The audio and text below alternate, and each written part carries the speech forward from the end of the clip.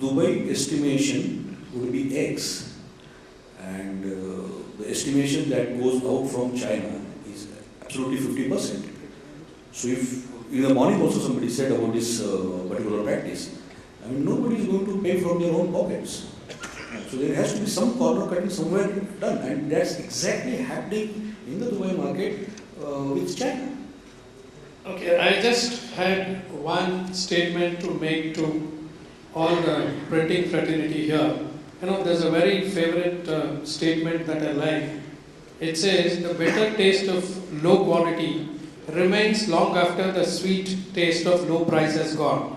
So you may have given the lowest price, but if the quality is not up to the mark, that's what is going to remain in the customer's mouth.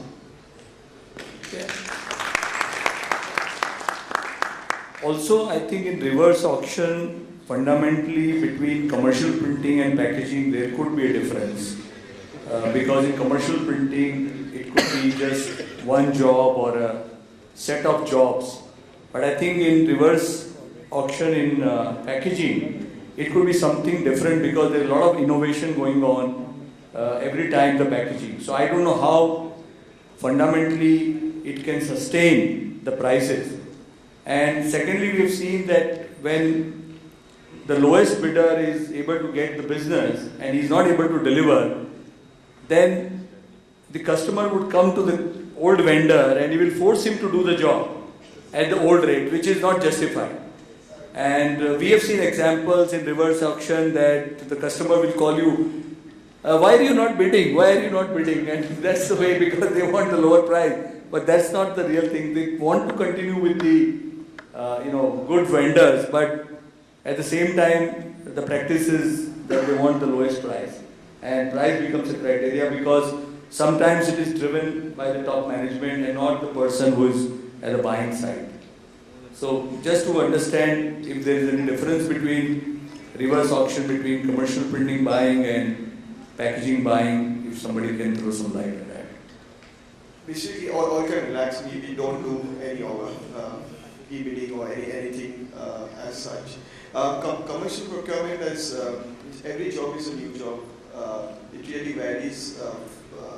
As well as in packaging, the products cycle doesn't change as often as it does. So normally for commercial printing, the e-bidding is normally not the preferred way out. Probably for the packaging, it might be a preferred way out. But for us, ethics plays a very important role as well while procuring stuff. We have seen some rates for one of the contracts we have got. The rates are ridiculously low. And what we found out in the audit was the customer has given an order for 40,000, but the end delivery was 32,000. He's given a 100 GSM code, he's delivering on 70, 80.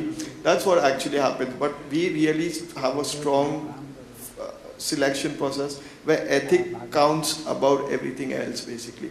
If you might lose in short run, but don't lose your ethics for just to get a short mileage. It won't get along well on a longer run for you.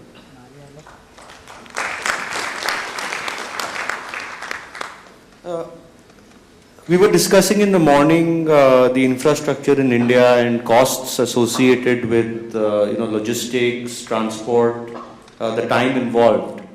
I think one of the key concerns printers have is that as markets are moving from one region to the other, you see sometimes in the packaging sector where there are tax incentives suddenly coming in certain states. It's easy for brand-owned companies to move into those regions. But in a high capital-intensive industry like printing, what do you think is the risk associated with both the companies really looking at setting manufacturing bases in tax incentive zones, and what do you think would be the concerns to printers in this context over a long period of time in terms of the logistics and transport concerns?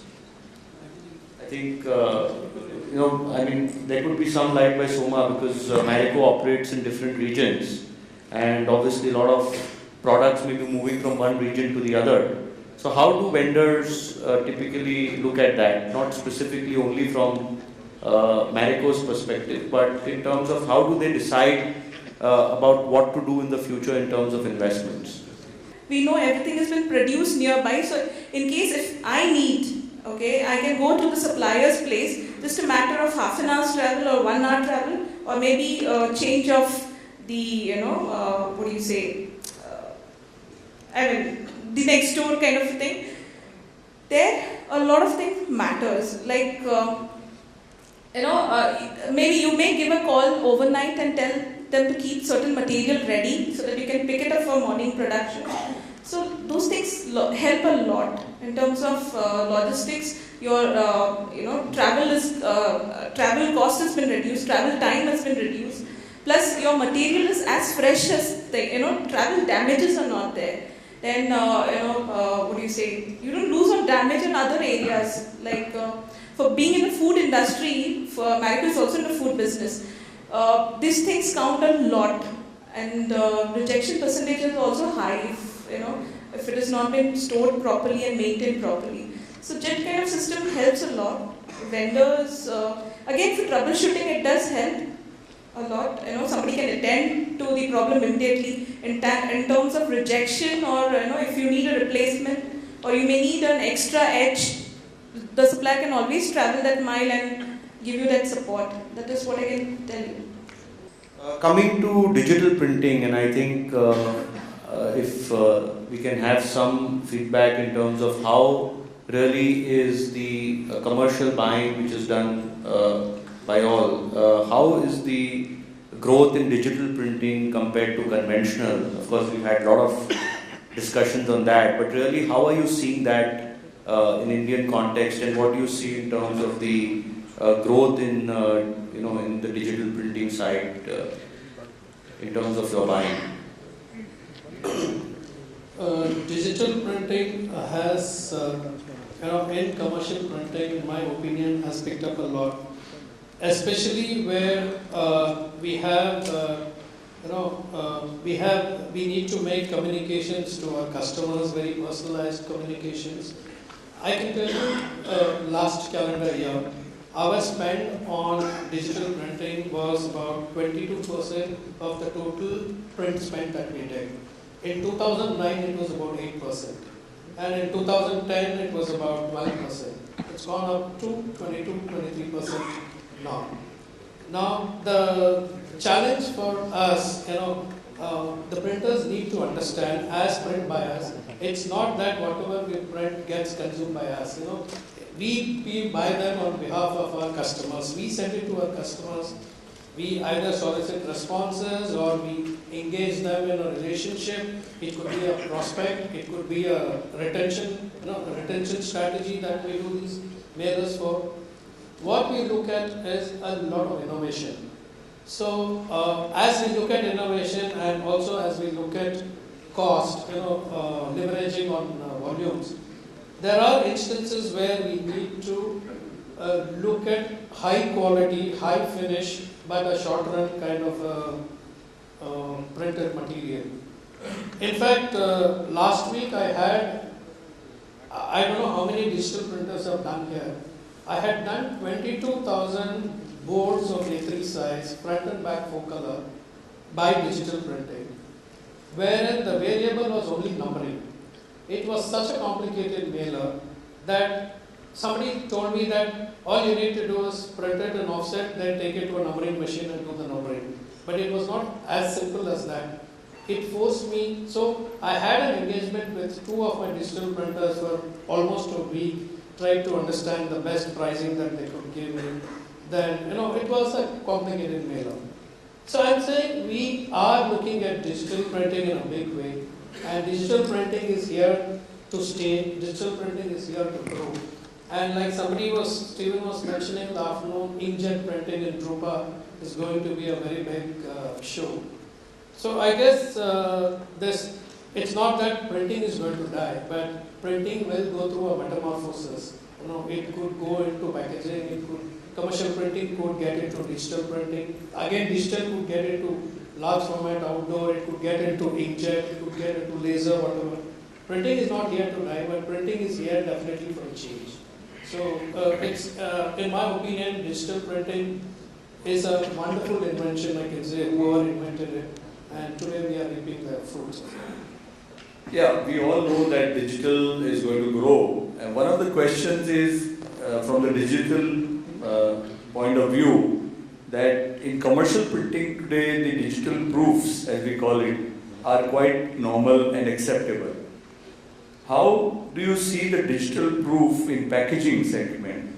Because as we see even today, most of the packaging buyers are insisting on wet proofs on machines, which has become a nightmare because of the high cost of capital. And if you use those machines for wet proofs, where we do not get paid, because this is internationally not a norm. It's only a very specialized job that wet proofs are there. So do you see that digital proofing in packaging is the way forward and will be acceptable by the brand owners and buyers? Yeah, I'm really. This is the reason I'm very positive about digital printing. You know, it's not really going to eat anything out of conventional printing's market. I strongly believe that, because I feel that the need for digital print was always there. See, if you talk of your trial runs, if you talk of mock-ups to be made for just presentation sake, if you talk of samples to be made just for comparison for the brand owner, if you talk of small pilot launch which are done sometimes only at a regional level just to test the market. So, you know, we really did not have a solution earlier to cater to these requirements. Like even if we knew that we had to do this kind of jobs with conventional printing, where the investment or the tool cost was more than what you had spent on your consumables for that job. So I think there was always this need gap present, and digital solution is of course the right solution for that. And coming to the question of Mr. Ramesh, I think yes, we will be ready because end of the day we need digital proof just to see the colors and approve the colors. So if you have the assurance of matching the same proof for the commercial lot, if it get approved, then we don't see any issues. But then there should not be any negotiation that okay, there will be some 5%, 10% difference because it is digital print and because commercially we will print it on a conventional print. I think if that assurance is there, it will be welcome, because it's a good solution for us as well, because we save on time. As you know, marketing always needs the job as of yesterday. So I think it's a good solution. Yeah, but I mean, from our experience and from the digital proof, one can never say that you will be able to match to the wet proof, because the technology is different. So there would be some difference. It could be to the tune of say 10%, so you arrive 90% result. But you get a fair idea of what the end product will look like, because it's not possible to match 100% the commercial run on offset machine compared to digital. However, you know, in the color management you do or fingerprinting you do. So I think also the substrate also counts and the post printing counts. So even if it is on the same substrate, there would be a difference. But as long as the brand owners get a fair idea of what the end product will look like and not deviate beyond 10% in the major areas, then I think that should be the norm, rather than assuming that we will be able to match 100%, because that will never happen. Okay. In that case, I would say that then it really depends on the purpose of that proofing. Sometimes marketing wants us, or the brand owner wants us to do the printing to see how the different option he has created will look like when he keeps it on the shelf. I think here, of course, digital solution can be accepted. We can also communicate and educate brand owners with these changes which may come in commercial lot. But when you talk of absolute one option and that has to go in market, then I think we either need to reduce this variation gap or else another solution. Because a 10% typically in hair color carton would mean a lot. Means you are talking of a different shade altogether. So that's what I coming to say, that it's more to do with the purpose.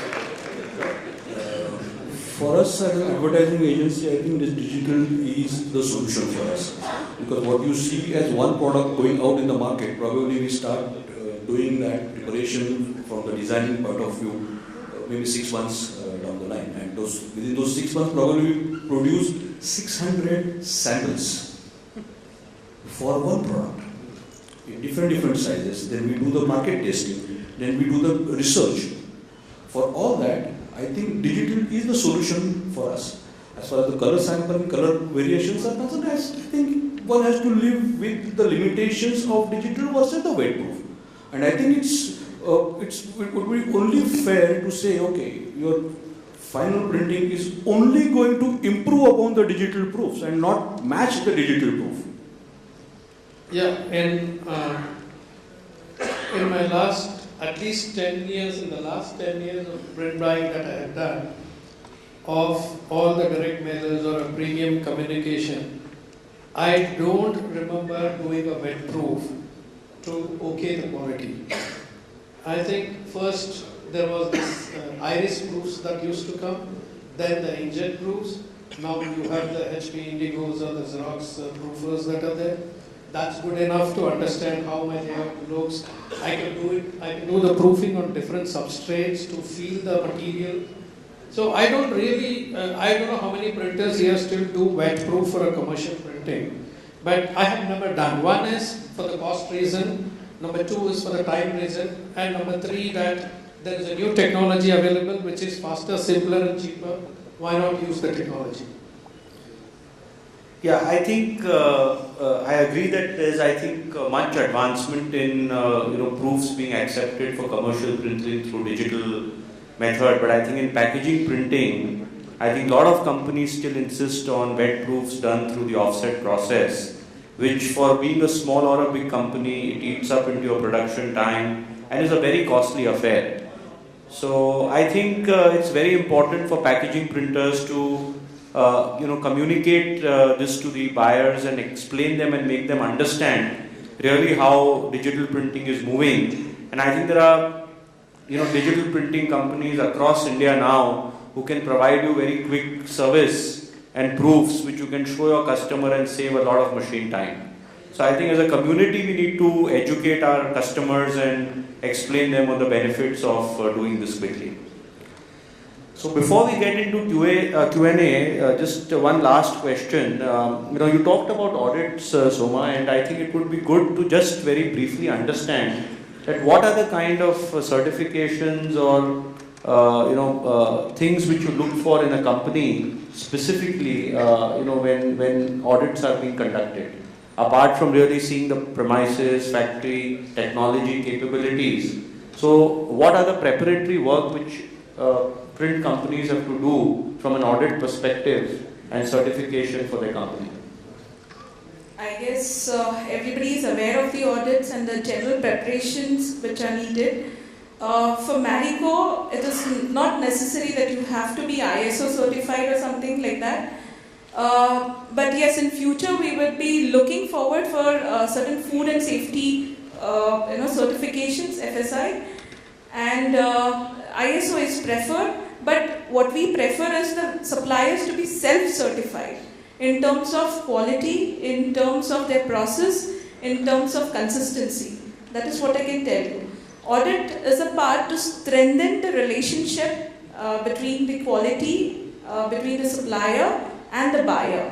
So if it is easy to start a relationship. One quality issue creates a difference between the supplier and the buyer. Then next time the question comes, should the next consignment be given? Should the next assignment go to the? Because if you see, we are small communities and we are all like relation based. Till date, we address our people as Ramesh ji, correct? Siddharth Bhai. No, that way our community works. That's how we mingle with each other. Packaging and printing, they go hand in hand. And the community is very close. So what we believe the suppliers to be self-certified. For me, on a personal note, whenever I go to a supplier's place, I tell them it's more important that you create a trust in me. There will be issues. I don't want certification. If you see a company will have an ISO certified, but not necessarily those documents will match to an ISO certification, or the disposable things will match to the environmental norms. What we say is that you stand and tell us that you are certified, you're self-certified.